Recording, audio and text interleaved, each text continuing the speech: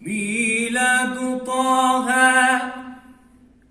صلوات الله وسلامه عليه، أكرم الأعياد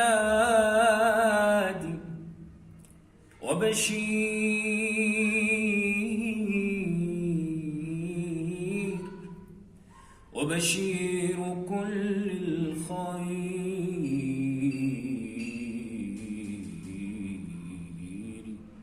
والإسعاد. ميلاد طه، ميلاد